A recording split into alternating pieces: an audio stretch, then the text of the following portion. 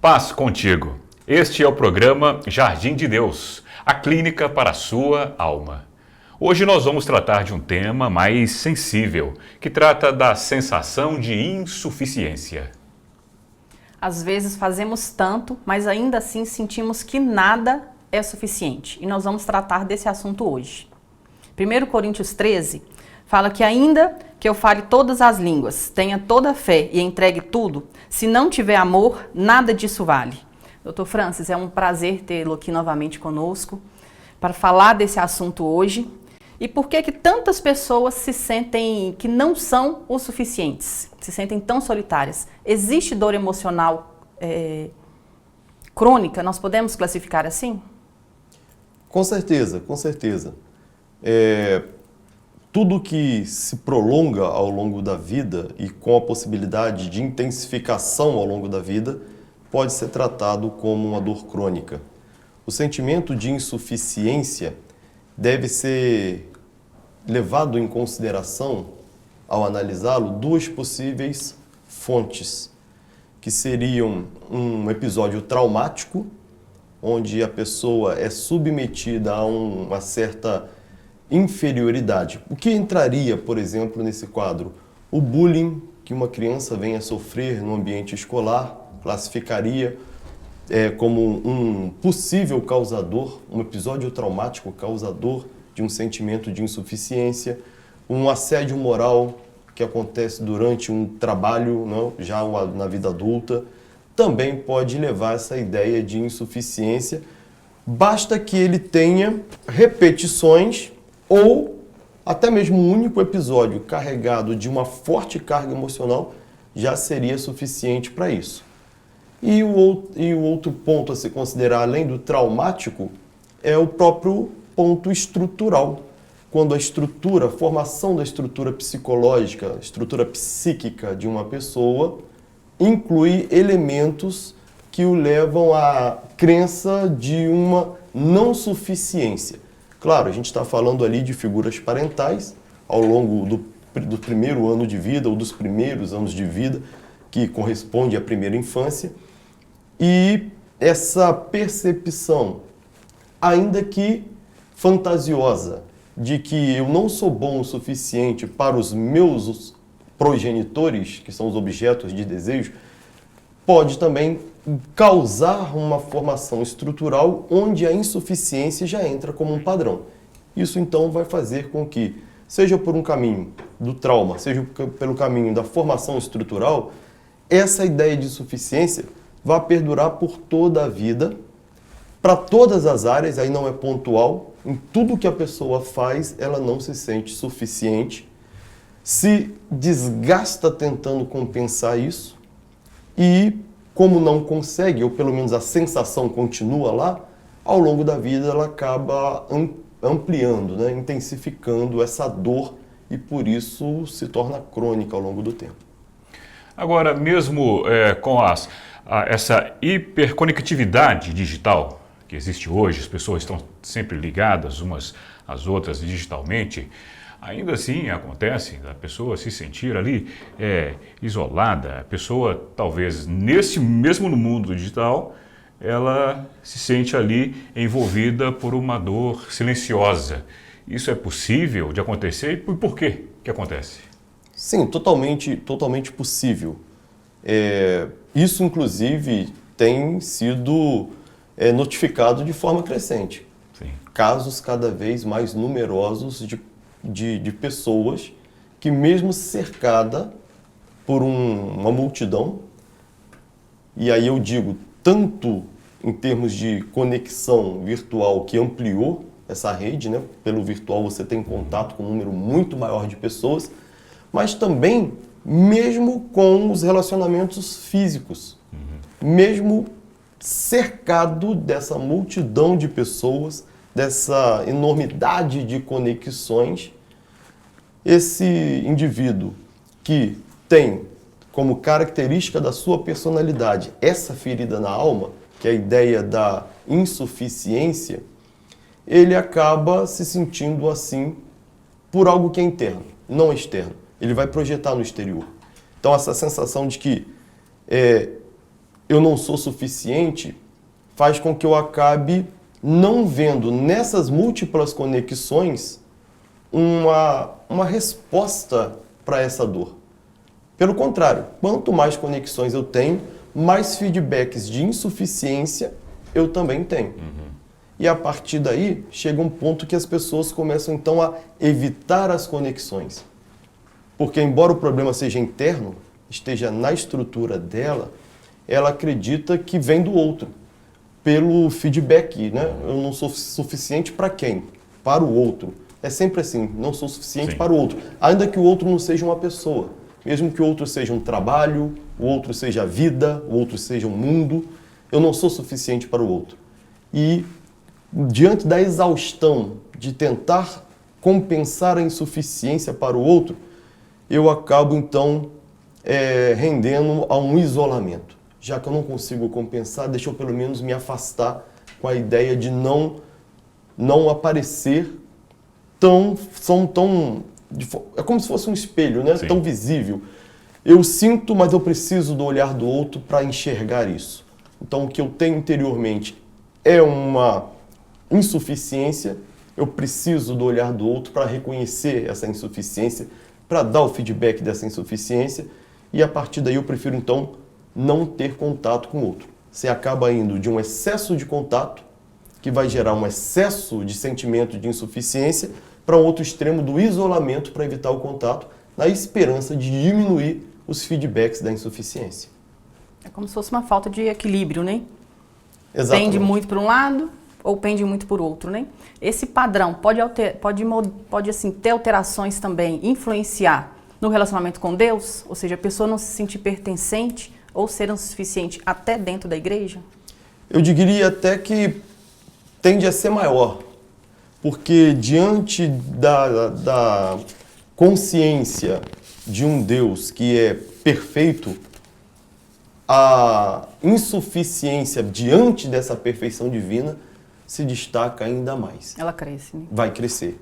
Então a pessoa acaba se achando, por ser insuficiente para Deus, primeiro ele vai buscar muito, vai tentar agradar demasiadamente para não ser desamparado por Deus, porque se ele é insuficiente, ele tem que se tornar suficiente para ser interessante.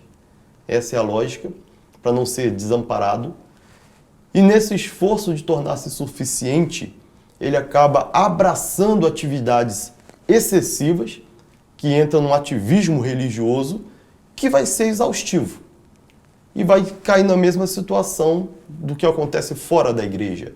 Com o tempo, a exaustão vai levar ao abandono, ao afastamento. Então, aquilo que começaria como uma necessidade de buscar a Deus, vai se misturar com a necessidade de ser suficiente para Deus e vai terminar com um afastamento dele como forma de evitar uma dor.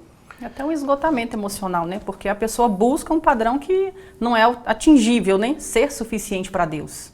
Exatamente. Mas percebe que para as pessoas, de uma forma geral, isso já é uma verdade. Imagina para quem já tem a ideia de insuficiência perante qualquer um. Isso vai ser muito mais intenso.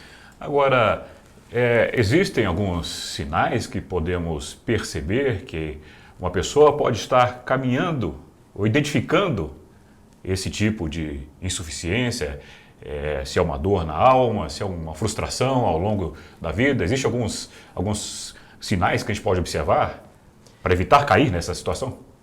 Sim.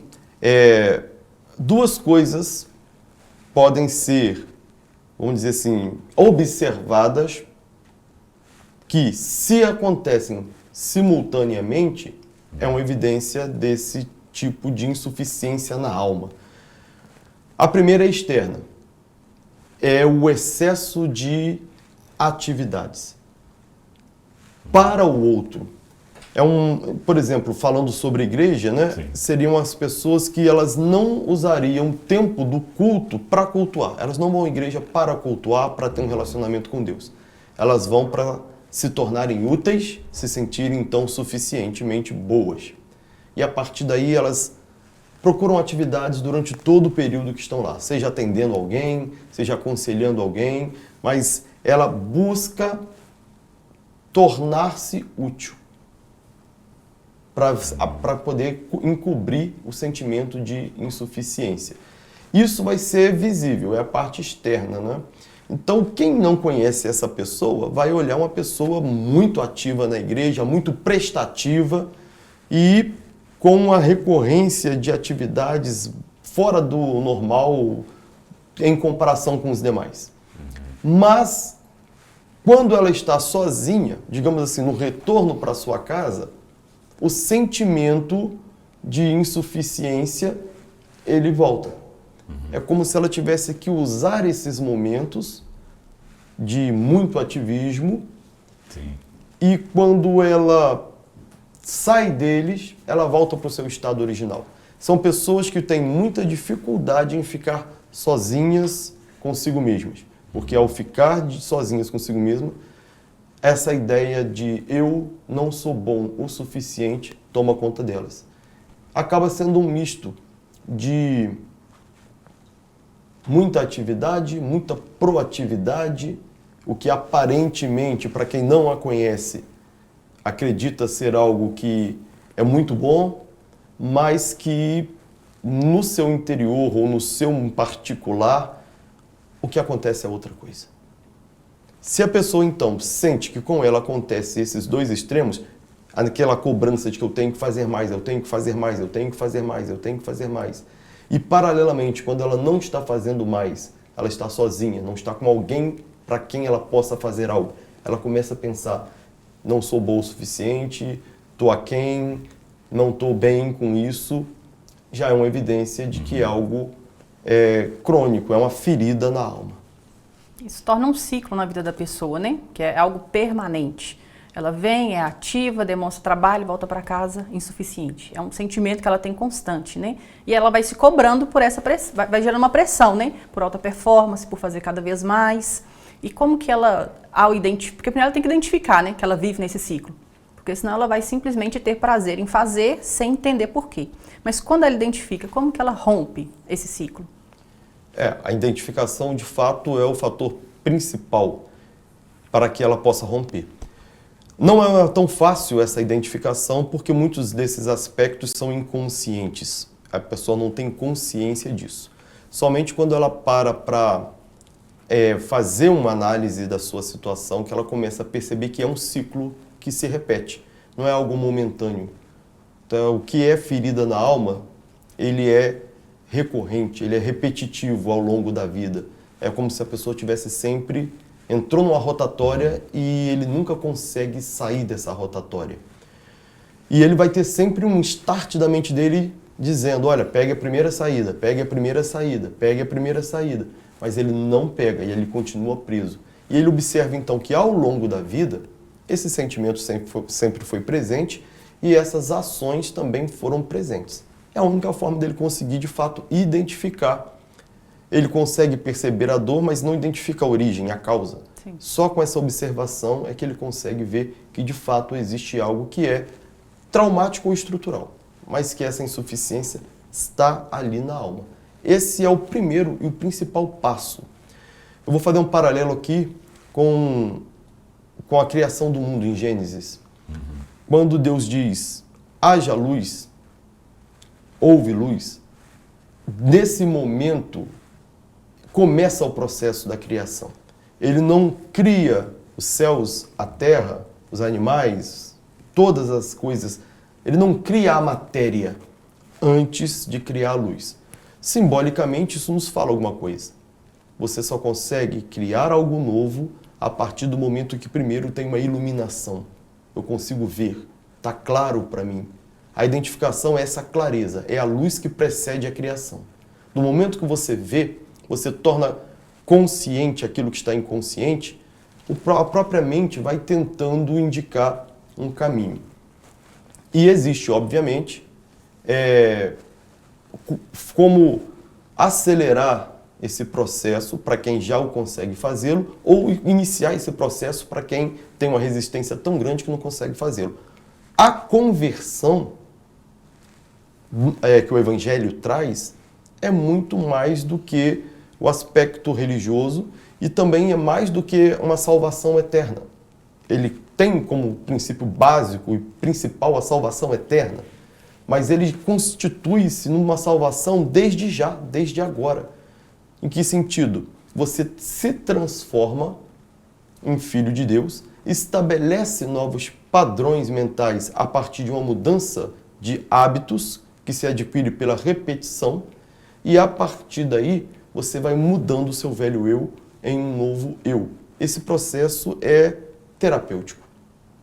Então a espiritualidade é um ponto de apoio para fortalecimento desse sujeito, para que ele possa, fortalecido pela espiritualidade, conseguir os ajustes necessários para a sua alma. Então, nós podemos entender que quando a pessoa ela entende quem ela é, ou seja, ela encontra a sua verdadeira identidade em Cristo, isso ganha forma e começa o tratamento, o processo de cura, né? Que é o que é terapêutico.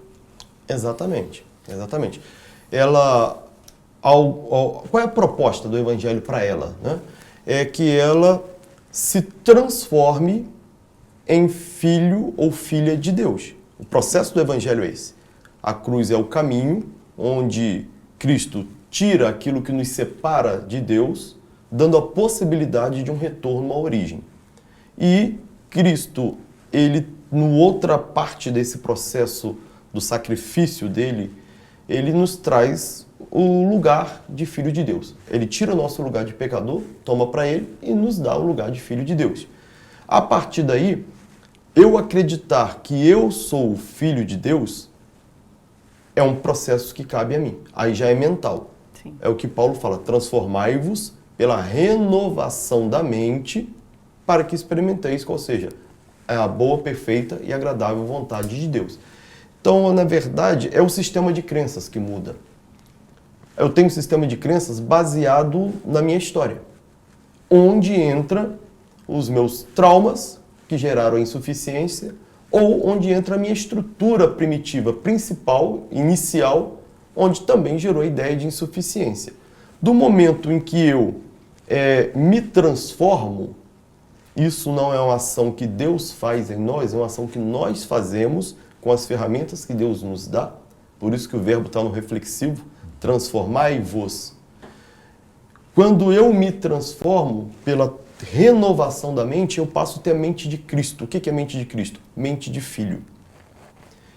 Por isso que até o momento que Cristo se apresenta nos céus, após a sua morte, ele é chamado de unigênito e após esse momento, primogênito. O primeiro, não mais o único, o primeiro de muitos outros filhos e filhas de Deus que viriam. Quando eu tomo consciência e altero o meu sistema de crenças, eu começo a criar novos padrões. Acontece que para isso realmente se concretizar, esses novos padrões serem de fato estabelecidos, eu tenho que acreditar com a minha mente e com o meu coração. Lobo frontal, sistema límbico. Responsável pela criatividade, pela imaginação e responsável também pelo afeto. Se essas duas regiões trabalham simultaneamente, eu posso dizer, metaforicamente, que é mente e coração. Isso cria um campo eletromagnético. Isso cria uma nova frequência de trabalho mental que vai produzir neuropeptídeos, vai chegar aos neurônios. Pela repetição diária, isso acaba se tornando um novo padrão mental. É nesse momento que houve a mudança do sistema de crenças. Não é só na crença em Deus, mas na crença em mim mesmo, o que Deus fez comigo. E eu começo então a me tornar aquilo que o Evangelho chama de nova criatura. Se eu crio uma nova identidade baseada em ser filho ou filha de Deus, as mazelas, a insuficiência da velha identidade, do velho homem, deixam de existir. Portanto, é um processo terapêutico do momento em que eu mergulho nesse conhecimento do Filho de Deus e me transformo em Filho de Deus.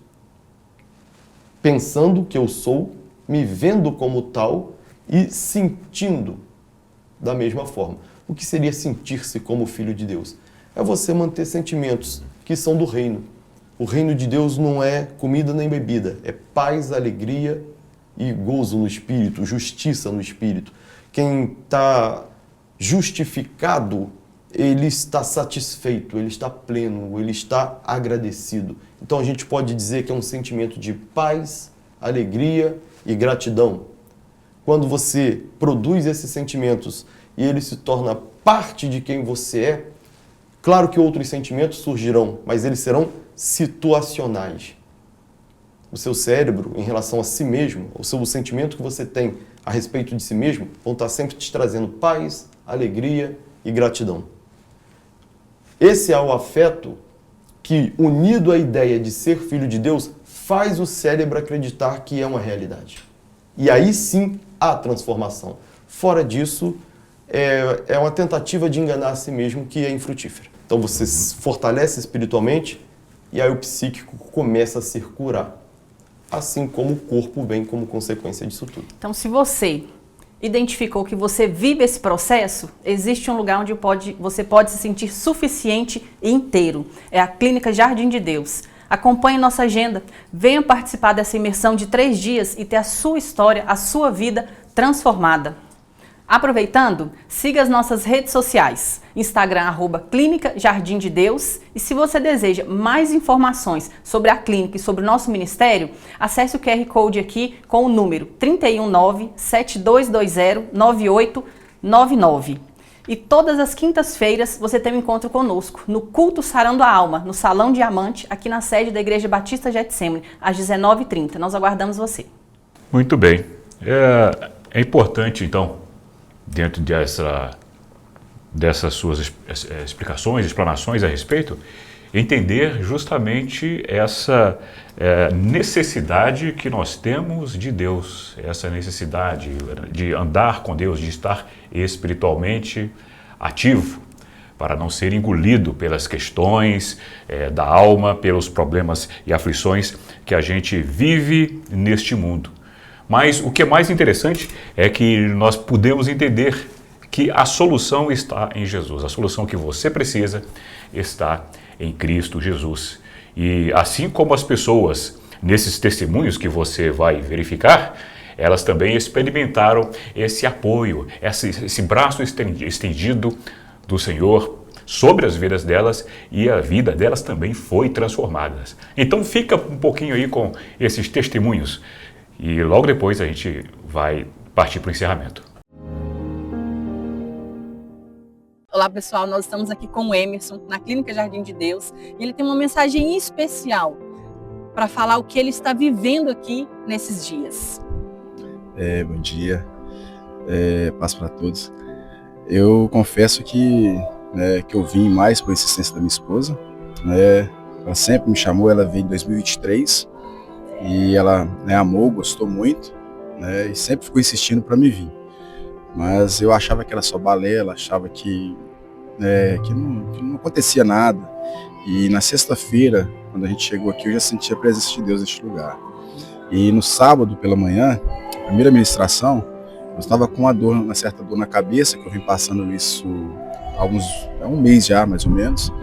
E na primeira ministração, acho que é do pastor Wagner, não lembro o nome dele certo. E depois da ministração, essa dor foi embora, até comentei já com a minha esposa. E ontem, o dia inteiro, as ministrações, pude absorver bastante isso e creio que estou saindo daqui transformado. Olá, meu nome é Tânia, estou aqui na Clínica Jardim de Deus.